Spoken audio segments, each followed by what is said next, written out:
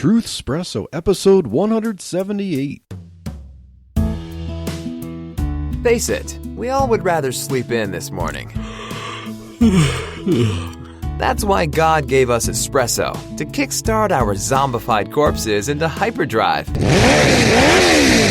And now, giving your mind and soul the morning shot of truth it craves.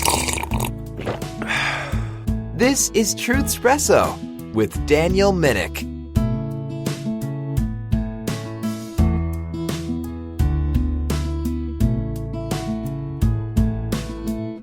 Hi there and welcome to this episode of Truth Espresso.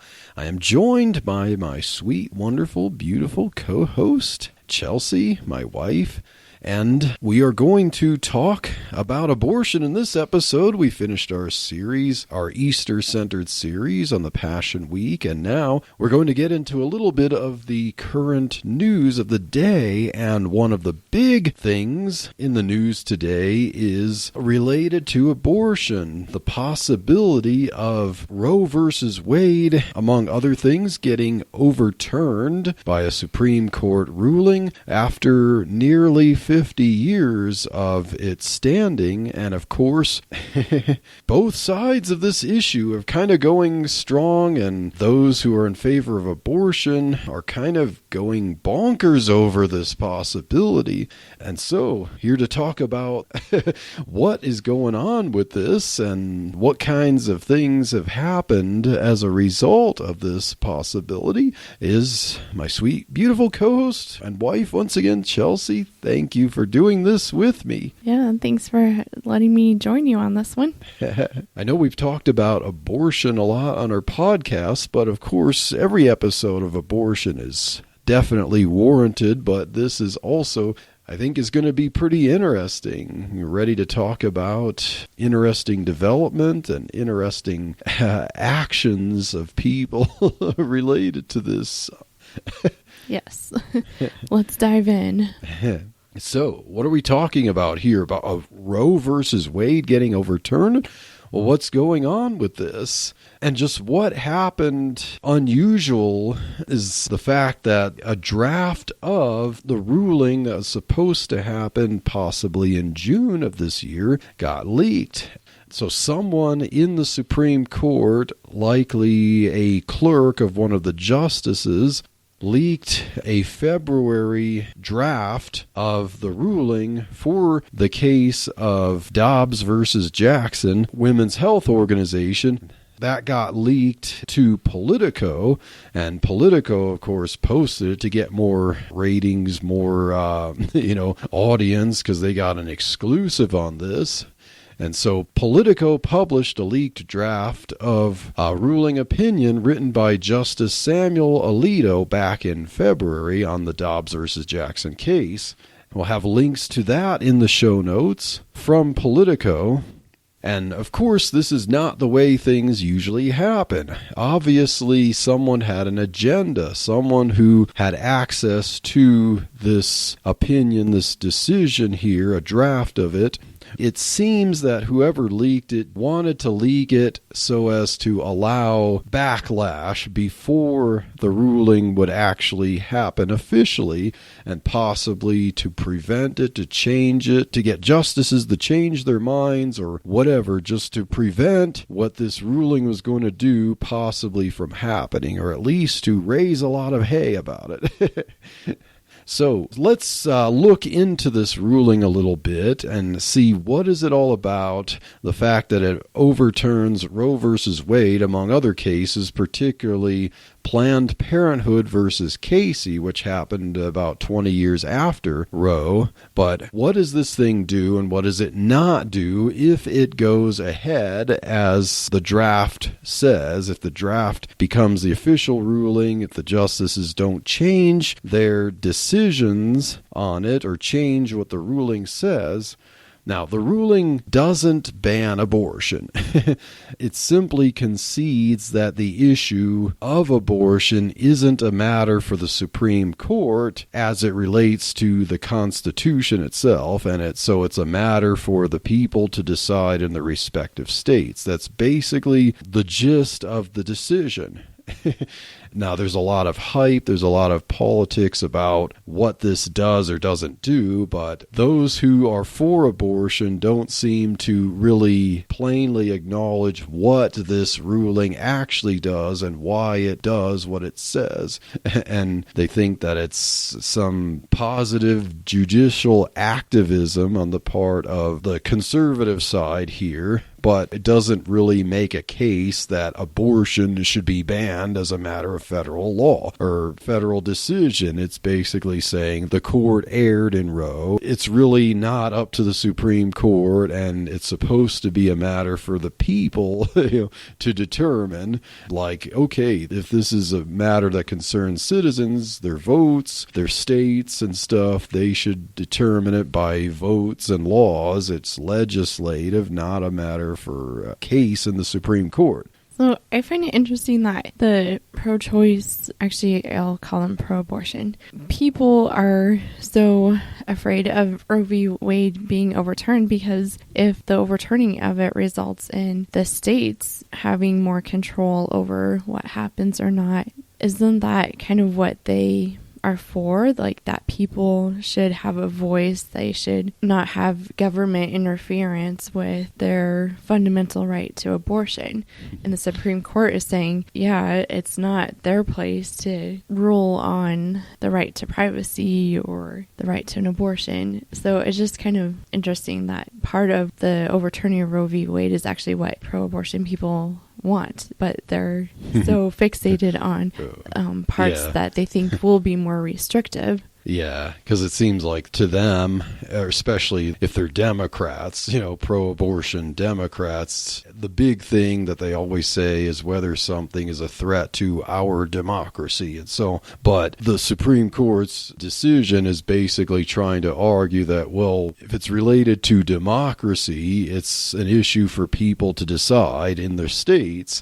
And so, yeah, like if it's the democracy that is at issue here, then it's more democratic, you would think, if it were decided by the people voting on a law or the states themselves, in a sense, and not by a panel of 9 judges to determine what all the states are allowed or not allowed to do. Just referring to the issue of federalism there, it seems that as we look at the decision here, some of the details here, that it seems to make sense to me the way they argue that really it's like Roe was wrongly decided. Its logic was like it's trying to make something here for the Supreme Court to legislate when it's not really warranted to do so. There's no basis for it, and the ruling does basically say, let the people decide. The issue is for the people to vote on and for legislators or representatives of the people to write laws accordingly. And that basically the Supreme Court shouldn't be making laws by its rulings, and it's not within the jurisdiction of the Supreme Court or the Constitution as a federal instrument for this particular issue and how it was decided. That's basically what the decision argues, and we'll see as we get into it the reasoning there. But you'd think if someone is all about democracy, and, I've talked about democracy, on previous episodes, but let's give the benefit of the doubt. If you're all about democracy, why would you cede the power to 9 people in robes for the whole nation of now 340 million people or so? Well, especially because the pro-abortions say that they're in the majority here. So if that's accurate, that they're the majority of what Americans want, then they shouldn't have any qualms about if Roe v. Wade's overturned or not, because then they can just overtake each state and have it how they want. But that's not accurate. Oh, exactly. So they're just trying to make it appear like they're the majority, and it's not. There was a poll recently done that showed over 70% of Americans want restrictions on abortion, because the more technology, the more information we have about the development of the baby and just even medical life-saving treatments we have now, more and more people are like, wait, this is a human being and this baby can be treated, this baby can survive. And I think people are seeing more inside the womb and what's actually going on.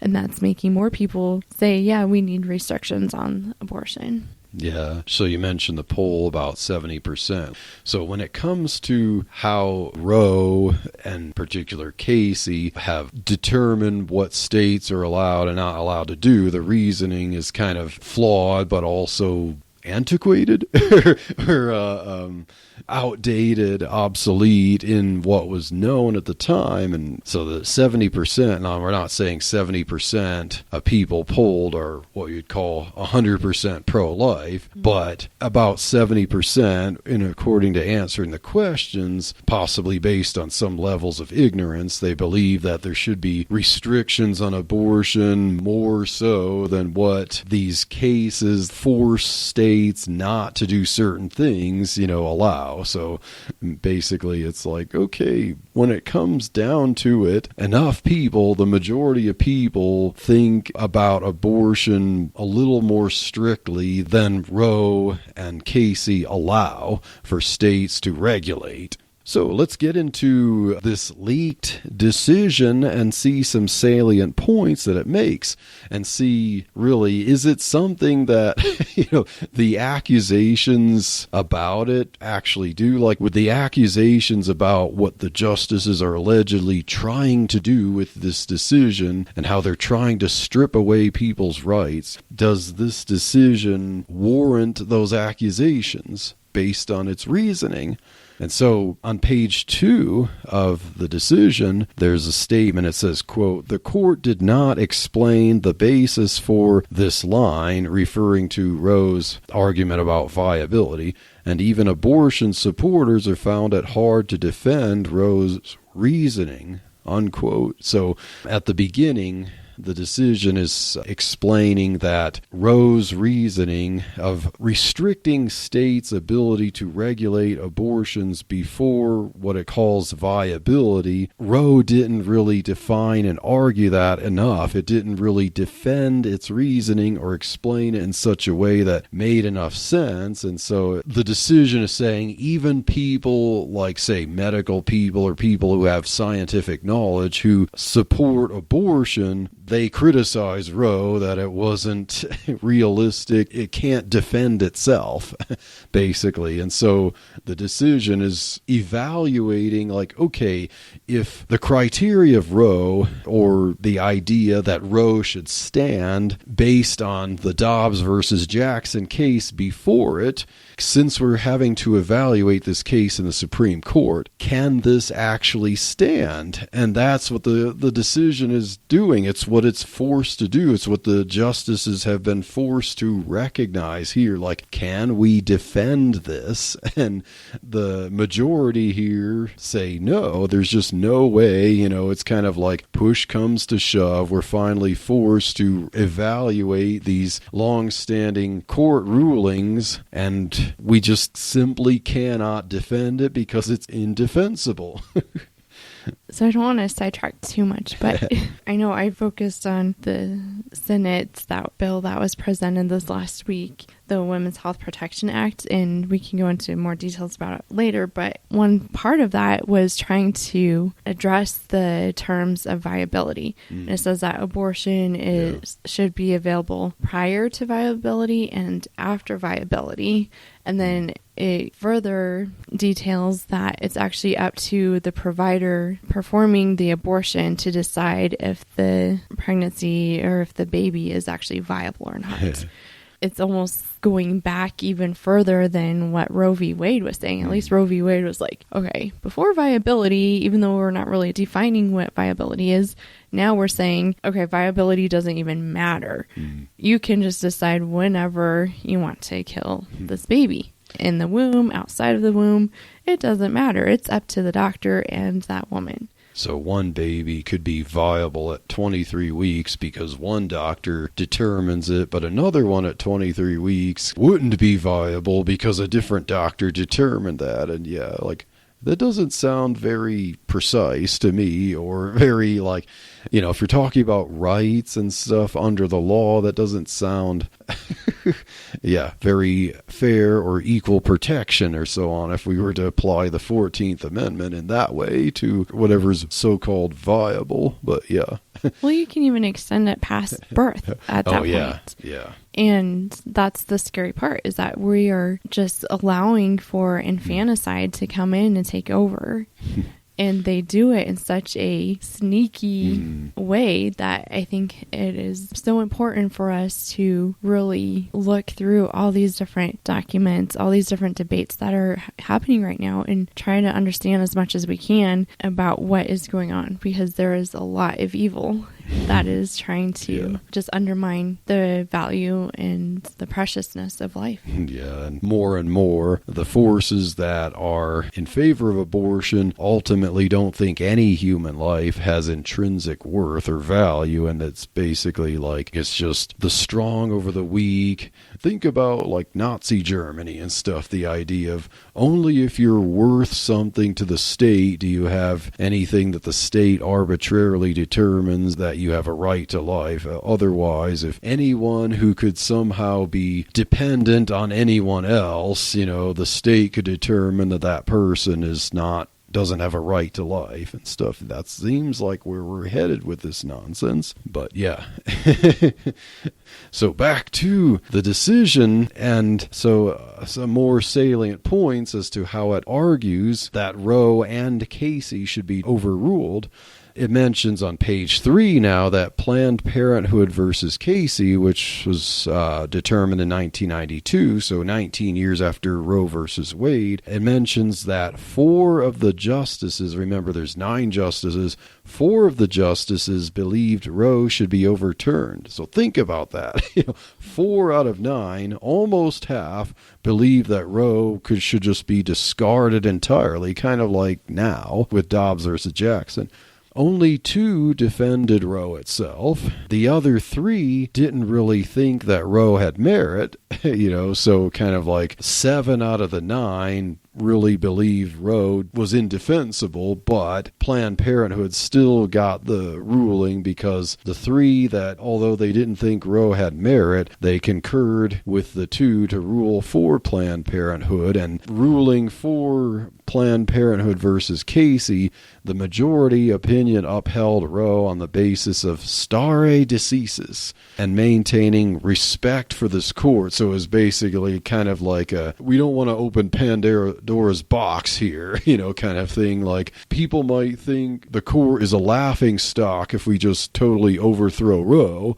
How could they have confidence in the court if we just can't uphold a landmark decision and keep it in place? We can't just discard it willy-nilly like this, even though all facts and logic say we should. And so, in Planned Parenthood versus Casey, they were kind of thinking along the lines of where they're forced to think on Dobbs versus Jackson here, but they're afraid of overturning it. And so it's kind of like, okay, we got to keep precedent. We got to keep stare decisis, which basically is the idea of past decisions should carry weight when you're ruling on present cases. But obviously, this decision here in this leaked document is going to argue finally that stare decisis does not require that Roe be upheld, and everything requires that even evaluating stare decisis, Roe still must be discarded, because we'll see that they present obvious landmark cases where later rulings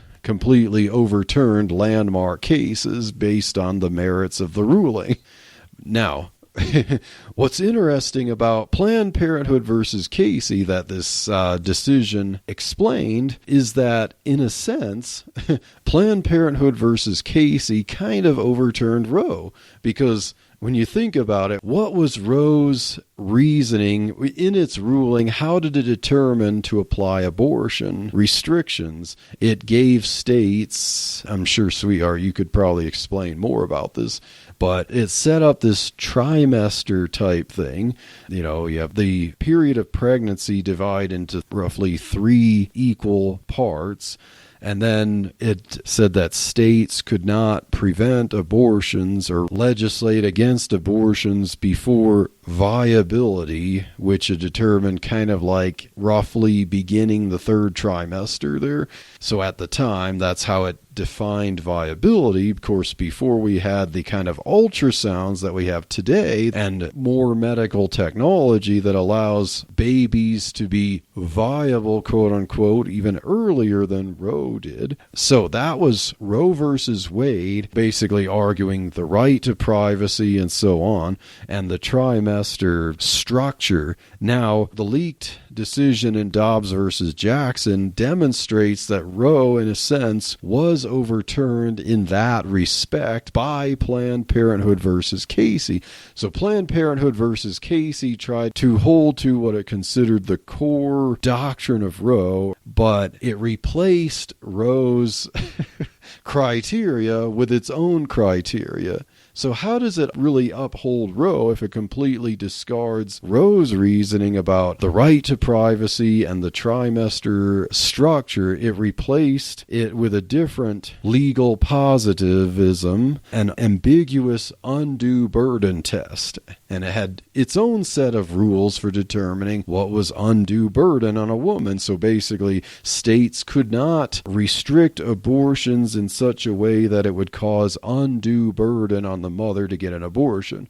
And it had its own set of rules for determining what is an undue burden. So it was kind of like, okay, let's hold to Roe's guarantee of abortion, but let's have completely different criteria for it. Just throw that away, but still uphold the so-called right. Don't argue it based on a right to privacy, but just argue based on the word liberty in the 14th Amendment and supply an undue burden test. So I know we talked about this before too when we were kind of going more into detail about the Roe v. Wade decision, but I always think that the Doe v. Bolton decision was even actually more weight, and it was decided on the same day as Roe v. Wade, but Roe v. Wade just gets more attention because Doe v. Bolton came in and said it doesn't even matter trimesters if the only thing that matters is the health of the mom. And then they defined the health part to be so broad that it could be for any reason, emotional, physical, basically anything. So I think that there's so many different cases that you would think they would actually go after more or be like, okay, as long as they don't overturn Doe v. Bolton, we still have this. So it's just interesting that it's always so focused on Roe v. Wade when you're pointing out with the Casey versus Planned Parenthood that there's so many different rulings that actually kind of trump the Roe v. Wade decision. Yeah, exactly. So when we talk about overturning Roe versus Wade, it's kind of almost this general sense of, did the Supreme Court have the right to determine this for the states? And so, that's really what it's about. And so all these cases that have their completely own different definition of terms, different criteria, all based on the same end goal of just saying, okay, states cannot regulate abortion beyond what we want it to be, or we just have to make sure there's some kind of federally recognized right to an abortion and prevent the states from interfering with that. But it's, for all three of those cases, the criteria is completely different, the reasoning's different. It's kind of like a fishing expedition in the Constitution and the amendments to figure out, like, can we find some language that we can use to say, I think we can find abortion in there somewhere. So the decision points this out, kind of saying that Roe resorted to basically legislating when that's not what this court is for. The court is not to write legislation, and that's what Roe did with the trimester scheme. Casey with the undue burden and its criteria, that's all legislation, and that's not the purpose of a court. So it's saying that the court overstepped its bounds in those cases there. It says on page 4 also that 26 states at this moment, so that's over half the states, don't agree with Roe and Casey and want to manage their own policy on abortion. So that's another reason why the court constitutionally shouldn't interfere with the states, because at least 26 states don't agree with Roe and Casey and want to have their own laws on abortion, and they should be allowed to do that constitutionally. So the heart of the decision that's often quoted is on page 5 that says, "We hold that Roe and Casey must be overruled. The Constitution makes no reference to abortion, and no such right is implicitly protected by any constitutional provision," unquote. So that's basically the bombshell statement there, kind of summarizing the findings there, that has pro-abortion advocates up in arms. Yes, because that is the number one slogan of pro-abortion right now, is that abortion is a fundamental right. And this ruling does not recognize that. In fact, this decision does go into some good detail and asks some salient questions about abortion itself.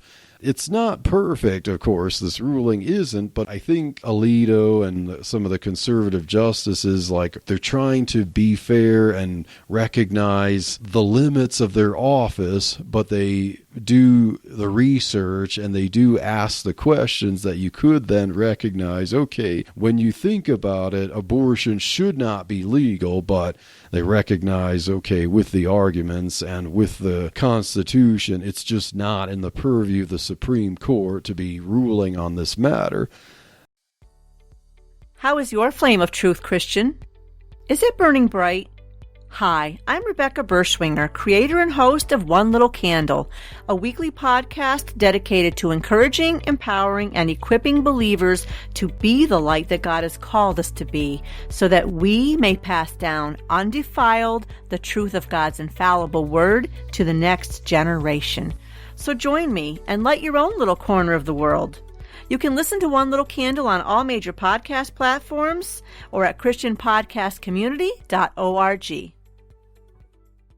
So, on page 5 also, the decision cites Washington versus Glucksberg, a case in 1997, for determining the scope of the Supreme Court and how it can recognize a right, and criteria that it decided, Washington versus Glucksberg, is that a right via the Supreme Court would be recognized if it's, quote, deeply rooted in this nation's history and tradition, unquote.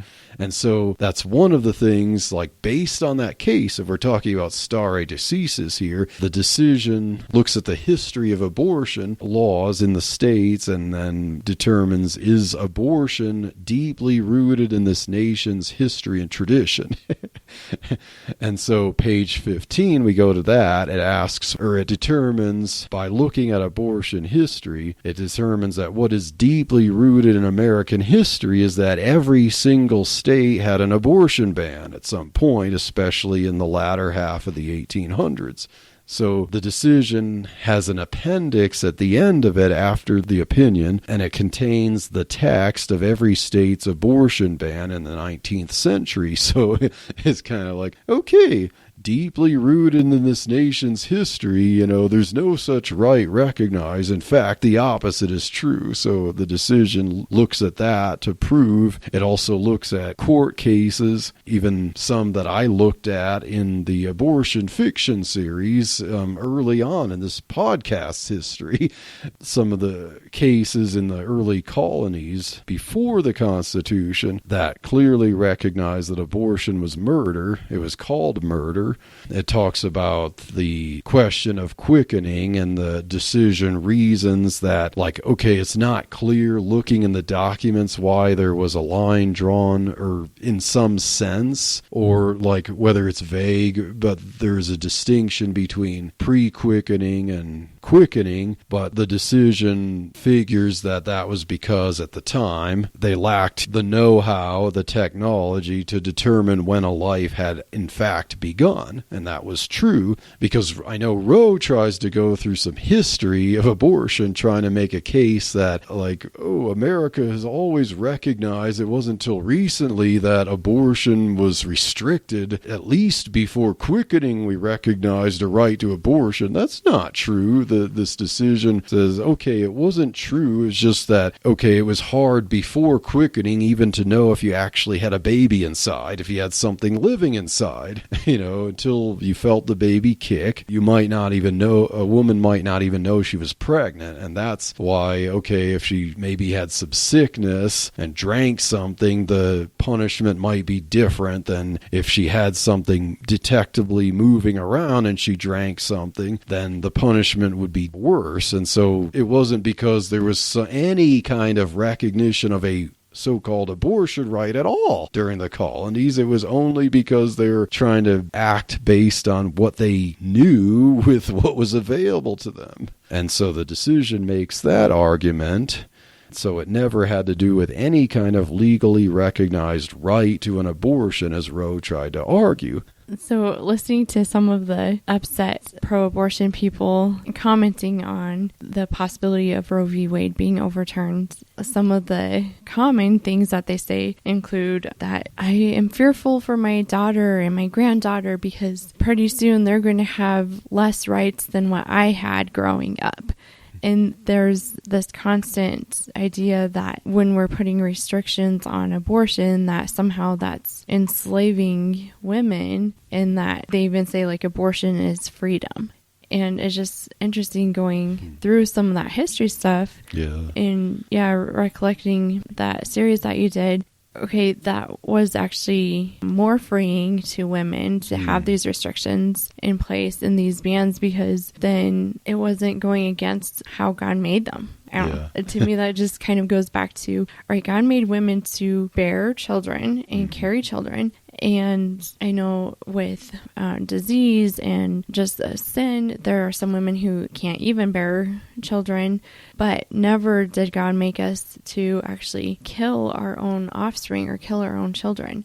And just going back to that very fundamental principle that God told Adam and Eve, be fruitful and multiply. And that's how God made us. He made us to bear children, to have these generations. And I think that we are lacking so much in our country because we have been destroying one of God's most precious gifts to us, and that's children. Yeah, definitely, sweetheart. Yeah. Sorry, that was kind of a little rampage there. A little, yeah. It's hard not to want to rant about this, because as we're getting into this, these seem like details that aren't really addressing the full life versus abortion argument from absolutes, but there is merits to this decision that's based on purview and history and stuff like that. Yeah, as we mentioned the history there, and you mentioned like the freedom for women. Back during the colonies, it was more dangerous for women to drink these like kind of potions or poisons that could end up affecting their health, trying to kill babies. And then oftentimes it was men who abused women who were forcing them to drink these things. So it was men who really didn't care. They just wanted their sin covered up, and they were carelessly expecting women to endanger their own health to cover up their sin and stuff. And so it protects women by not killing the baby, because the men are then responsible, of course, to care for the women and for the children, whether they're married to them or not. And so that's how abortion can also result in abusive men getting away with more and more abuse by covering things up, killing the baby, and then maintaining a captive woman there to abuse further. So now back to the decision and constitutionality. So what's interesting here, the decision mentions that Roe tried arguments that different amendments to the Constitution granted a so-called right to privacy. So Roe tried to argue that the abortion should be a right because of a constitutional right to privacy. And this decision mentions that Roe was kind of like, okay, maybe it's this amendment and this amendment combined, or maybe it's, if it's not found there, maybe it's here, and so on. It's kind of interesting. The strangest to me was the claim that perhaps the 19th Amendment granted it. Not the 19th, the 9th Amendment. If you know anything about the 9th Amendment and the 10th Amendment to the Constitution, you know those are the kind of the states' rights amendments. So the 9th Amendment is a claim that the Constitution itself is not intended to define the scope of rights that the peoples of the states already have outside the Constitution. So how can the Supreme Court, which is a federal institution set up by the Constitution as a compact among the states, evaluate the enumerated rights given in the amendments in the Bill of Rights via the Constitution? So the Constitution as a federal document cannot be used to grant or enforce rights it hasn't explicitly stated. So the 9th Amendment is basically saying that this is not intended to either expand or subtract from the rights the people already have via their states, because the Constitution is a compact among the states. So trying to claim that the Supreme Court can overrule the states by imposing a so-called right to privacy via the 9th Amendment, that makes no sense whatsoever. The 9th Amendment is basically to say the federal government can't trample on rights that the Constitution has not provided. So most of the claim in Roe is that the right could be found in the Due Process Clause of the 14th Amendment. And now I will point out that lots of cases have tried to use the 14th Amendment as an excuse for forcing so-called rights on the states that aren't expressed in the language. For instance, I don't remember exactly what case it was, but I know the idea of people moving to California for welfare and stuff that California provided. Basically, it was California had wanted to have a criteria, like although California provided its own welfare benefits, it was the idea that, you have to be a resident of California for a certain number of years before that applies. And then the Supreme Court basically said, no, you have to provide these welfare rights to someone who just moves to California because it's equal protection under the law and due process and so on. So the 14th Amendment has been abused far beyond what the original drafters intended when it had to do with slavery. And so the 14th Amendment. Now, Casey, as we said, Casey was completely different from Roe. Casey claimed that the word liberty, no state shall deprive a person of life, liberty, and property without due process of law. They focus on the word liberty in the 14th Amendment, and that guaranteed the right to an abortion. Of course, was the 14th Amendment talking about abortion when it used the word liberty? It was clearly talking about the idea that someone shouldn't own someone else, but abortion seems to be that a woman has rights over their unborn child, so I don't think that works very well, but... Did you just imply that abortion is similar to slavery? Yeah, kind of. Good job. Well, I mean, that's what it's totally taking the 14th Amendment and turning it on its head. It would be like saying that the word liberty implies that a plantation owner in the South has a right to the liberty that having a slave would afford them. Liberty to have financial security and have a standard of living and stuff. So it's kind of like, okay, to whom do you apply the word liberty? liberty? What's the purpose of liberty was to say that these are human beings. They have a right to their own personal liberty and not to be owned or controlled by someone else. And abortion is similar to slave owner there. And so, yeah, Casey totally turned the 14th Amendment on its head by saying that the word liberty implies a right to an abortion that women can have to kill their unborn children. And this decision argues that that's nonsense. So another argument that the decision refutes is that Roe and Casey must stand via stare decisis, precedent must hold, on page 35. And it also says that there are plenty of landmark rulings that have been completely overturned. For instance, Plessy versus Ferguson is a good example, and that was overruled by Brown versus Board of Education. So we're talking about segregation earlier and then desegregation later. Now, of course, I have my own opinions that neither of those rulings are perfect, but the point still stands that the first one was saying that it was forced segregation, and that was a landmark ruling. And if stare decisis forced that Plessy versus Ferguson had to stand, then yeah, a lot of people would be pretty upset about that today by today's standards. But that shows that Roe can't just stand because of stare decisis. And I'd like to ask the question, how many of us would want the Dred Scott decision to stand because of stare decisis? So stare decisis does not in any way prove that Roe or Casey should stand because of precedent. Mm-hmm. So yeah, basically that's the decision. There's more to the decision, but those are some highlights to point out. So if you read the decision for yourself, the leaked decision, you realize this wasn't judicial activism. It was very well reasoned. It's not perfect, but they reasoned within the parameters of the law what the Constitution intends, what their roles are as Supreme Court justices. And so they decide that Roe versus Wade and Planned Parenthood versus Casey must be overruled based on basically their duties set up by them under the Constitution. And so, yeah. I know we were talking about this earlier this evening, just how a lot of the arguments or things that the pro-abortion side want to present or they claim doesn't make sense, and a lot of it seems so illogical or just even crazy. And we were talking about how all of that seems somewhat upside down. And I was reminded of a verse in Psalms 119, verse 105, where it says, "Thy word is a lamp unto my feet and a light unto my path."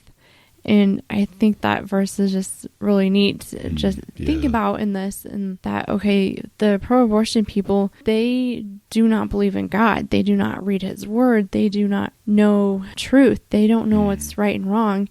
So their path is going to be dark. It's going to be evil. It's going to be unknown, not clear, I guess.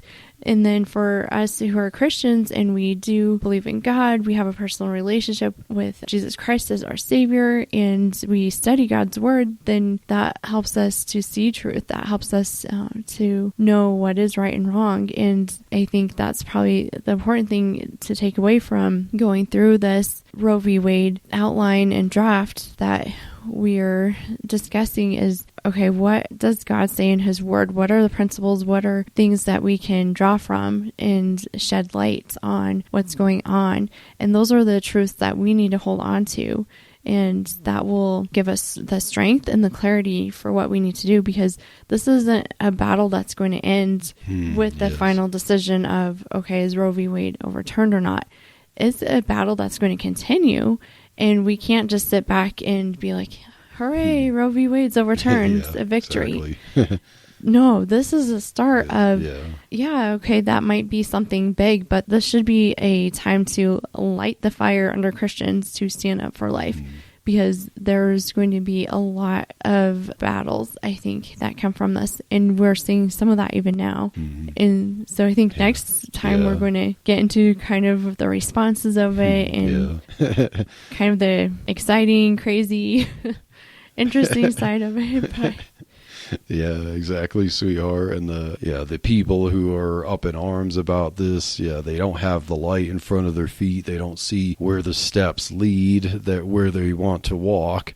They don't see any kind of order to where they're going other than what they determine to be the ultimate good, and it's not based on an absolute standard of morality. It's not based on a value for life. It's not based on God's absolute truth and His Word. It ultimately seems to be narcissism and selfishness, as we will see next week as we get into reactions to this decision. And so I hope that this was helpful to help you get an understanding of what really this decision is all about, how it's based, and it's not based on the arguments that the opponents have said that this is any kind of judicial activism. In fact, it's basically overruling judicial activism on the part of Roe and Casey and basically saying this was just not legitimate from the first place. And now if you want to determine the fate of abortion, it's up to your vote, not to a panel of 9 judges. And so, we're going to get into that next week. And so stay tuned and God bless.